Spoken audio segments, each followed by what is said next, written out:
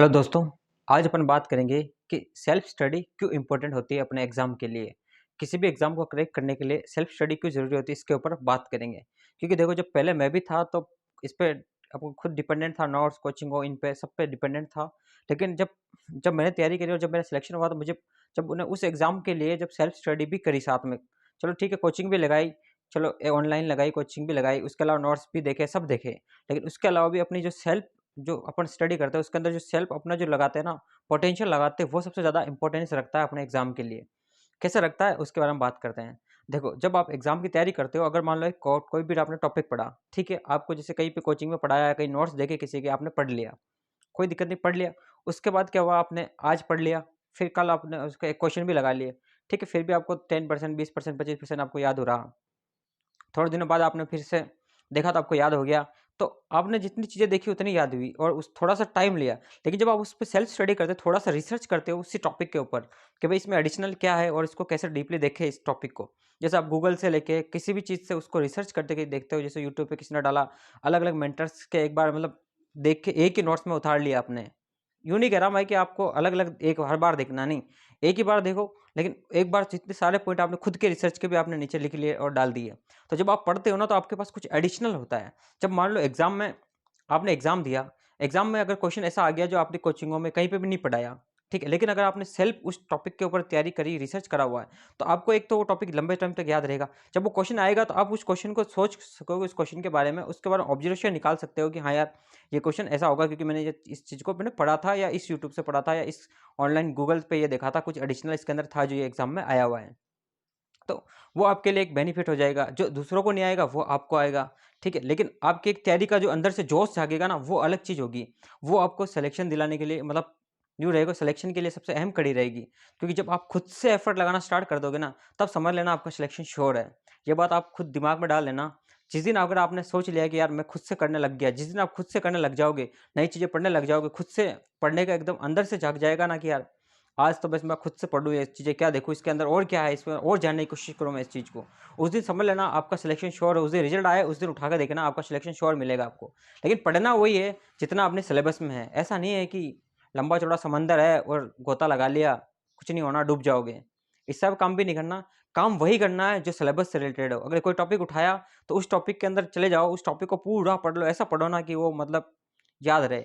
ऐसे लोग भी थे जिसमें मैंने कमेंट में मैसेज आए थे, जैसे टेक्निकल वीक है, कोई टॉपिक क्लियर करे तो कितना टाइम लगना चाहिए? अरे टॉपिक टाइम क्लियर करने में ज़्यादा टाइम देखो डिपेंड करता है आदमी का। अगर आपने दो 1 घंटे में तैयार कर लिया और 1 घंटे में आपको सब कुछ याद है उस टॉपिक का, आप कोई सा भी उसका प्रश्न पूछ रहे हैं, आप कर पा रहे हो, तो आपका टॉपिक वैसे ही क्लियर हो गया ना।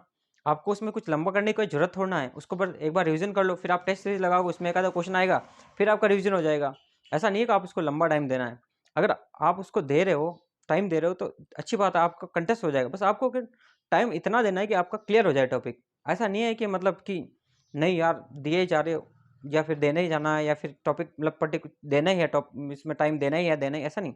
जब आपका टॉपिक क्लियर हो जाए तो फिर उस टॉपिक को आराम से देखो, उसके क्वेश्चन आंसर लगाने की कोशिश करो। आपसे सॉल्व हो रहे नहीं हो रहे, फिर एग्जाम के पैटर्न पे लगाने की कोशिश करो। जब धीरे-धीरे आपको लग जाएगा कि नहीं यार अब होने लग गया क्वेश्चन मेरे से सॉल्व, तब आपको लगेगा हाँ यार टॉपिक अपना आप क्लियर हो गया। जब उस टॉपिक का कभी भी एग्जाम में क्वेश्चन आएगा तो आप उसको खट देखते ही टिक मार्क लगा दोगे। आपको ज़्यादा एफर्ट लगाने की ज़रूरत नहीं पड़ेगी।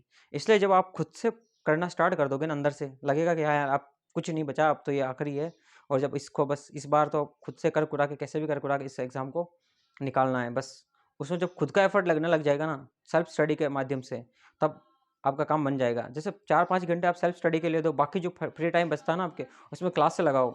2 के मल्टीप्लाई में लगा के फटाक से स्पीड से कर दो, क्योंकि अब आपके एग्ज़ाम को ज़्यादा टाइम नहीं बचा है। ठीक है, देख लो आप सितंबर निकलने में आया है, खत्म होने आया है।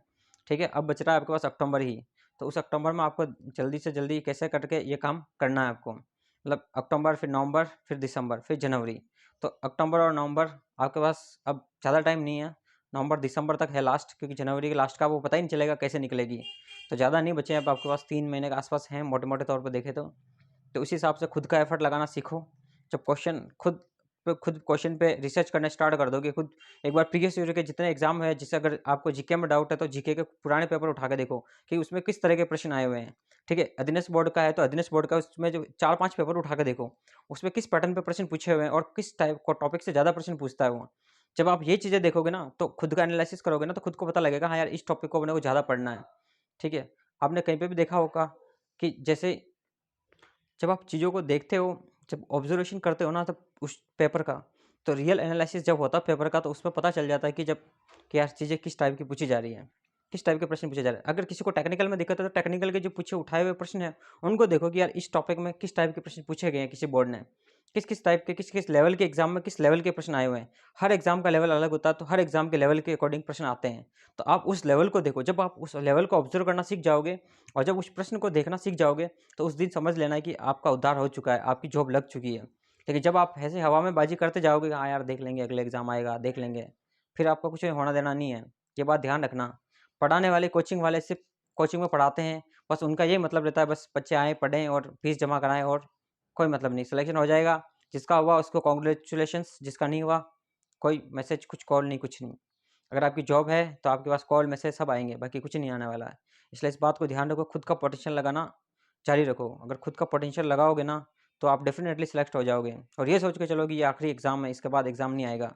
बस इसी एग्ज़ाम को कैसे भी करके क्लियर करना है, जो बस दिख जाए कैसे भी करके टॉपिक को क्लियर करना है। नहीं हो रहा ना, तो यूट्यूब से जहाँ से मिल जाए ना, जो कुछ मिल जाए बस उसको क्लियर करके ख़त्म करो। ज़्यादा टाइम लगाना नहीं है, ज़्यादा वेस्ट करना नहीं है। क्वेश्चन खत्म, टॉपिक खत्म करा, क्वेश्चन लगाए और छुट्टी। फालतू का ज्ञान लेना नहीं, फालतू सोचना नहीं, बस जो एग्ज़ाम में प्रश्न आए, जो टॉपिक, जिस टॉपिक से प्रश्न आ रहा है, उस टॉपिक के प्रश्न कभी गलत नहीं होना चाहिए। जिसको मैंने वीडियो बना ही रखा है कि किस पार्ट से कितने प्रश्न आते हैं, उस वीडियो को देखना और उस वीडियो के अकॉर्डिंग आप तैयारी करना है कि भई कितने लगभग एवरेज बता रखा है, जो प्रीवियस ईयर का जो पेपर है, उसके अकॉर्डिंग बता रखा है। और एक बार आप खुद भी उस प्रीवियस ईयर के पेपर को डाउनलोड करना और उसमें ऑब्ज़र्व करना है कि किस टाइप के प्रश्न आए हुए हैं।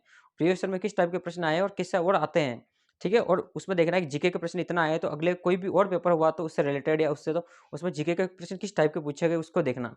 अगर टेक्निकल है, तो टेक्निकल में अभी पीछे कंप्यूटर निदेशक का हुआ पेपर और कोई दूसरा पेपर हुआ, तो उसका एक एनालिसिस करना है कि किस टाइप के क्वेश्चन आते हैं इस टॉपिक से, या टेक्निकल सब्जेक्ट में किस टाइप का आते हैं। रीजनिंग है तो रीजनिंग के किस लेवल तक के क्वेश्चन आते हैं। तो आप जब ऑब्जर्वेशन करना लग जाओगे ना, तो आपका वही उद्धार हो जाएगा। ठीक है? धन्यवाद। वीडियो को लाइक करें, शेयर करें, सब्सक्राइब करें चैनल को।